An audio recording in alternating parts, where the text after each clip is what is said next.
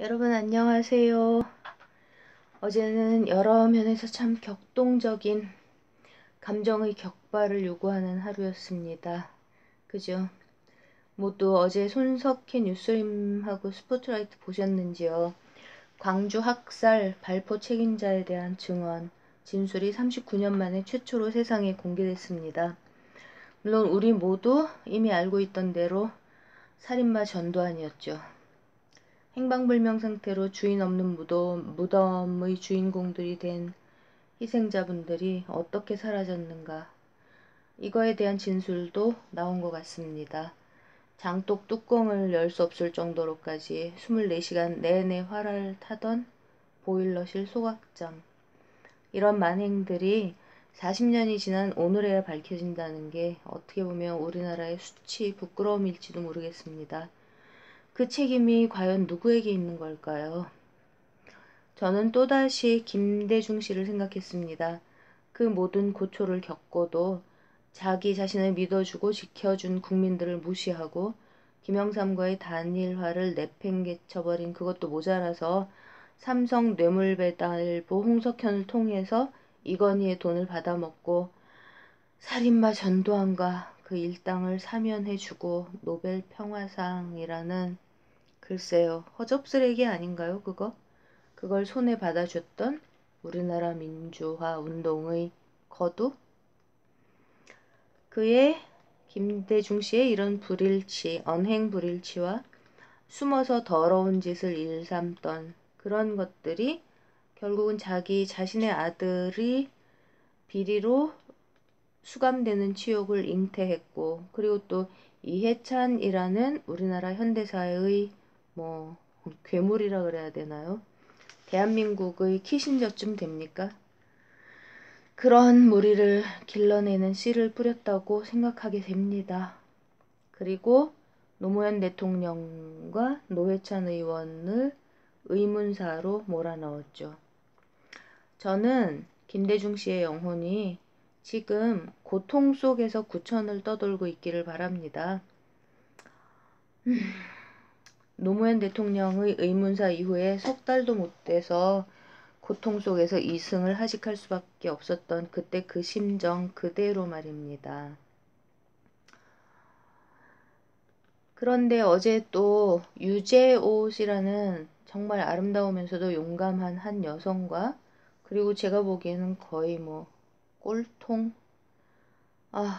정말 상상 이상의 수준인 우리 이상호 기자님, 10년 동안 장자연 씨의 억울한 죽음을 파헤치고 진실, 사실들을 차곡차곡 밝히고 쌓아놓아온 우리 이상호 기자님, 이 두 아름다우신 분들이 함께 빚어내시는, 글쎄요, 사람이 아름답다라는 제목의 협주, 저는 그렇게 느꼈었습니다. 그런 감동, 그리고 진짜 용기를 북돋아주는 그런 스토리도 어제 있었습니다. 오늘 오전에 보도된 북한 내부 상황도 마음이 무거워지게 만듭니다. 그죠? 부디 지금 현재 북한의 현재 상황이 겉으로는 김정은 위원장을 내세워 놓은 채로 내부적으로는 이른바 강경파가 실권을 장악하고 있는 그런 상태는 정말 아니기를 바라봅니다. 오늘 아침에 보도된 조선신보의 입장대로 미국의 볼튼 이런 사람들이 이제 아무 말 대잔치를 해대는 이 상황에 그냥 최선희 부회무상이 맞서는 정도이기를 바랍니다. 개인적으로 가장 걸리는 지점은 왜 북한에서 북한 내부에 핵무기 이외의 대량 살상 무기는 없다라는 공식 입장이 안 나오는가. 이게 가장 걸립니다. 미군도 탄저균 이런 거를 이용하는 주피터 프로젝트를 우리나라에서 그 실험을 계속하고 있는데 뭔 상관이냐. 이런 종류의 얘기는 정말 듣고 싶지 않은 심정이고요. 아무튼 이 문제는 사태의 추이를 좀 더 지켜보아야 하겠지만 진심으로 북한의 핵무기 이외의 여타의 뭐 생화학 무기를 포함하는 대량 살상 무기는 정말 없기를 바라고요. 그리고 우리 김정은 위원장이 이른바 강경파들에게 고개를 숙일 수밖에 없는 그런 상황은 아니기를 바랄 뿐입니다. 이렇게 진짜 오늘 우리나라 한반도의 하루하루가 그야말로 요동을 치고 있는 것 같은데요. 이런 소용돌이 속에서 저는 어제 오늘 우리가 차별에 대해서 논하는 차별이라는 사회적인 문제를 논하는 기준, 그 근본이 과연 무엇이 되어야 하는가 이 생각을 또 좀 열심히 해보았습니다. 그러니까 글로벌 엘리트들의 이데올로기와 역사 그 다음 편에서 더 자세히 말씀드리게 될 것 같은데요. 어쨌든 아무튼 우리가 차별이라는 주제를 이야기할 때 그 근본 내용이 무엇이어야 하는가 여기 이 앞에서 좀 더 정직하게 서야 한다라는 생각이 새삼 들었습니다.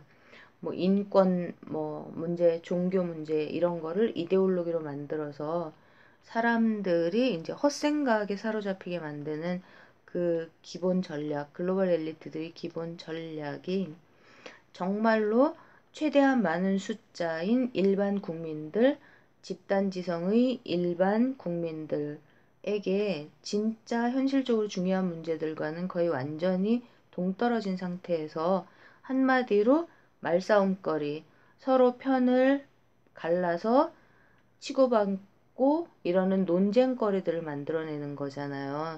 성차별, 인종차별, 성적 뭐 지향, 뭐 성소수자 차별, 종교 차별 이런 네 가지 정도가 뭐 이데올로기로 변형시켜서 저들이 써먹고 있는 그러면서 갈등의 요소들을 증폭시키는 그런 사안 주제들일 텐데요. 그러니까 글로벌 엘리트들이 이런 작전을 완전 시끄럽게 써대면서 그 뒤로 감추고 있는 문제는 우리가 당연히 다 알고 있다시피 극심한 경제적인 차별, 시스템을 통해서 이거를 극심한 경제적인 차별을 영구화, 시키고 있는 거잖아요. 그죠?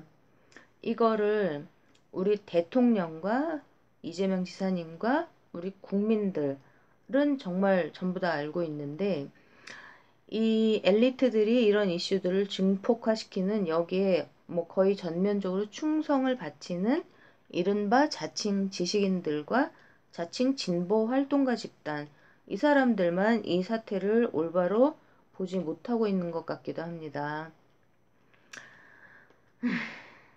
제가 이제 자주 인용하는 그 미국 팍스 방송의 해너티 쇼, 이 뉴스 쇼를 그 라이브로 보지 않는 날은 이제 유튜브에 떠 있는 녹화본을 볼 때가 있거든요.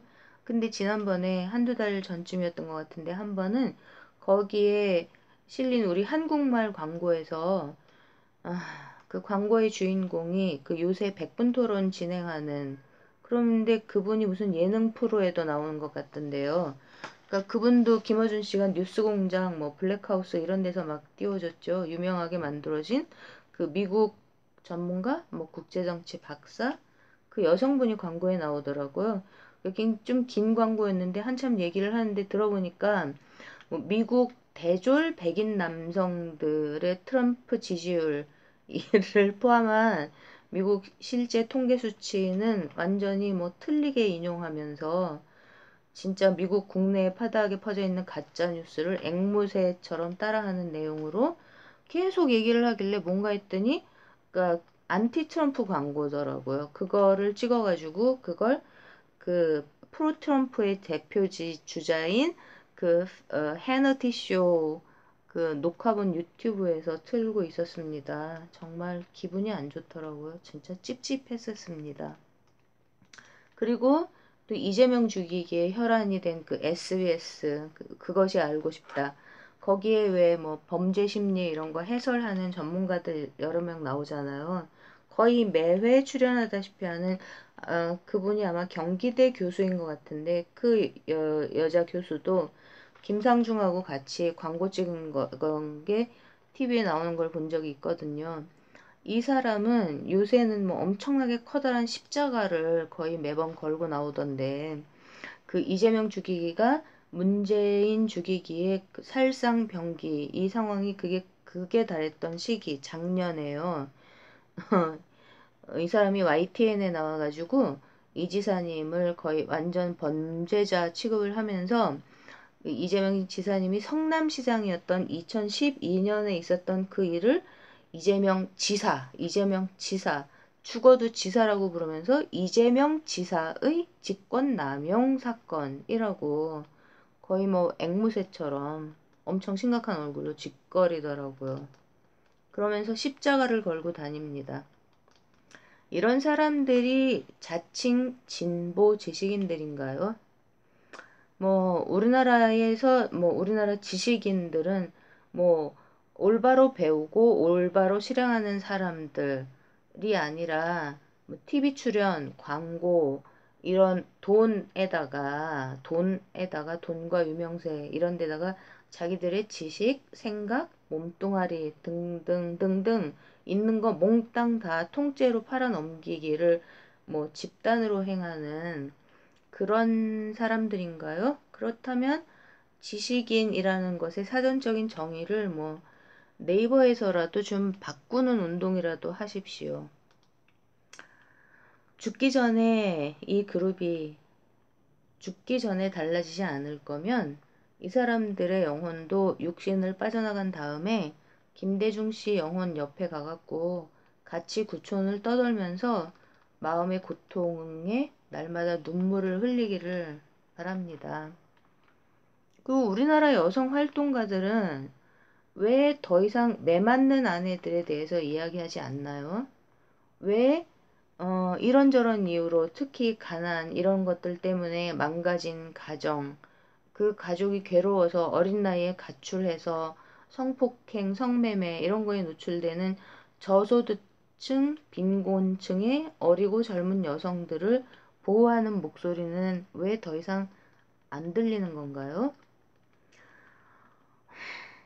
한번 말씀드렸었는데 작년 12월에 문 대통령님이 여가부를 방문했을 때 그때 주요 사안은 양육비요. 양육비를 받아야 되는 문제.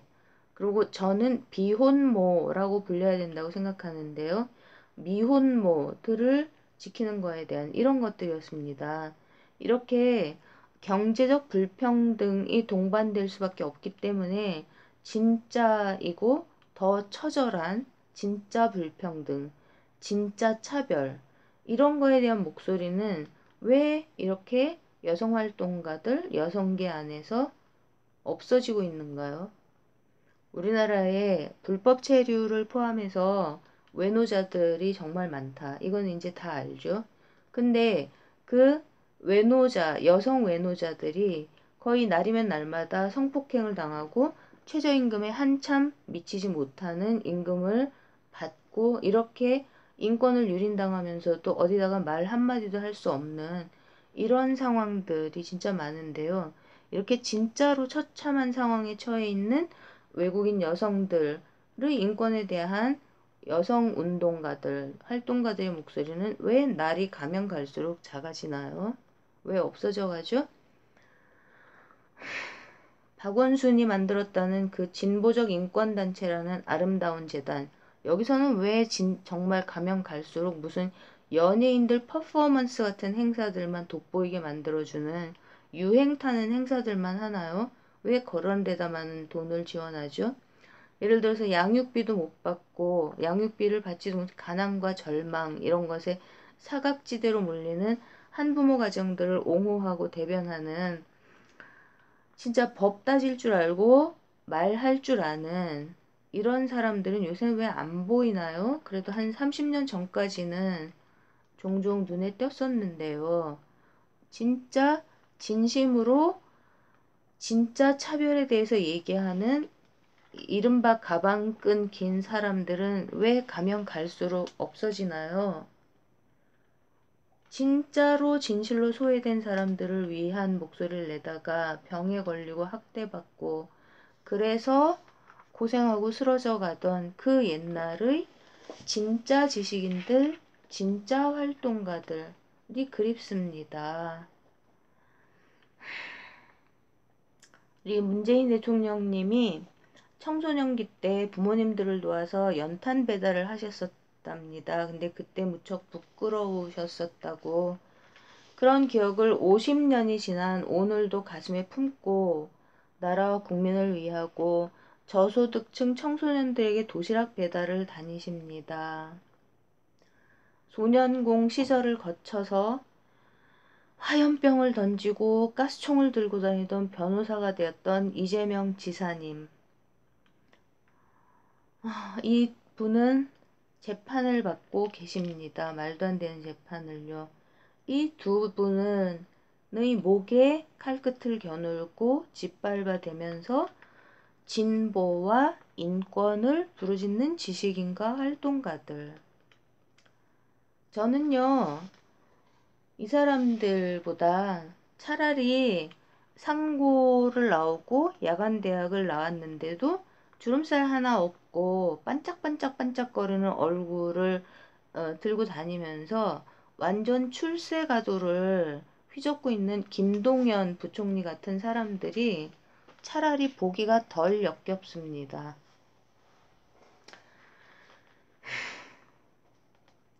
글로벌 엘리트들의 자기들의 지배 이데올로기를 왜곡시켜서 퍼뜨리는 이런 시스템이 너무 강력해서 다들 거기 속아서 그렇다. 그렇게라도 핑계를 대면서 이들 자칭 진보 지식인들과 자칭 진보 활동가들을 이해해 주려고 아무리 애를 쓰려고 해도 이 사람들 뭐 똑똑한 척은 자기들 혼자 다 하면서 머리는 폼으로 달고 다닙니까? 가면 갈수록 벌이고 있는 행동들 자체가 정말 너무 심해지고 좀 바라보면서 버티기가 힘이 듭니다. 저는 진심으로 이 사람들이 정말로 빨리 반성하고 그리고 경제적인 구조적 불평등과 모순 이것 앞에서 가면 갈수록 사각지대로 쫓겨나고 있는 우리나라의 진짜 차별받는 사람들, 정말 주인들을 위하는 새 길을 안 찾을 거면, 빨리 반성하고 찾지 않을 거면 진심으로 어느 날 육신을 벗고 모든 것을 알고 깨달을 수밖에 없는 벌거벗은 영혼으로 세상 앞에 섰을 때 자기 자신이 살아서 인간으로서 했던 일들을 스스로가 절대로 용서할 수 없어서 자기 자신이 느낄 수밖에 없는 양심의 가책과 마음의 고통이 너무 커서 그래서 매분, 매 순간마다 자기 스스로 자기 자신에게 내리는 마음의 고통이라는 형벌을 아주 오랫동안 짊어지고 그리고 허공을 헤매면서 고통 속에서 절규하기를 바라게 됩니다. 이거 저주 맞죠? 저주 맞습니다.